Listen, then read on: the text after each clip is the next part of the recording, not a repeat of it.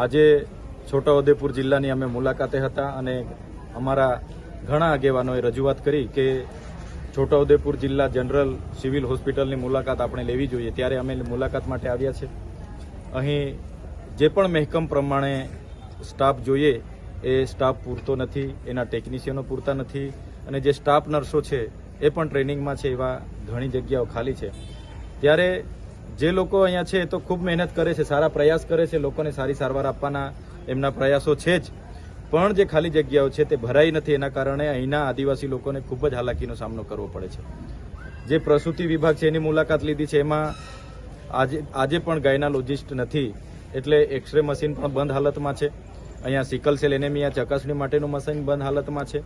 એવી જ રીતના આંખના ડોક્ટર નથી, એવી રીતના ઘણા બધા વિભાગો એવા છે, સોનોગ્રાફીથી લઈને બધા બંધ હાલતમાં પડેલા છે. ત્યારે ચોક્કસ અમે સરકારને આ બાબતે રજૂઆત કરીએ છીએ કે આટલું મોટું ડીએમએ ફંડ આવે છે, ટ્રાઇબલ સપ્લાનનું ફંડ આવે છે, આરોગ્ય વિભાગનું ફંડ આવે છે, છતાંય અહીંયા ટેકનિશિયન જેવી જગ્યાઓ ખાલી હોય એ દુઃખની વાત છે. અહીંયા જે પણ એજન્સીઓ કરાર આધારિત કર્મચારીઓની ભરતી કરે છે એનું અહીંયા કોઈ ધ્યાન નથી, એ સમયે ભરતી પણ નથી કરતા અને ઘણા કરાર આધારિત કર્મચારીઓની રજૂઆત છે, એમને ટાઈમે પગાર પણ નથી મળતો અને પૂરતી સેલરી પણ નથી મળતી અને શોષણ કરવામાં આવે છે. ત્યારે અમારા આદિવાસી જિલ્લાઓમાં અહીંના લોકોને મૂળભૂત પાયાની સુવિધાઓ પૂરતા પ્રમાણમાં મળે, નાની નાની બાબતોમાં વડોદરા જવું ના પડે, એ બાબતને લઈને આવનાર દિવસોમાં અમે સરકારમાં રજૂઆત કરીશું.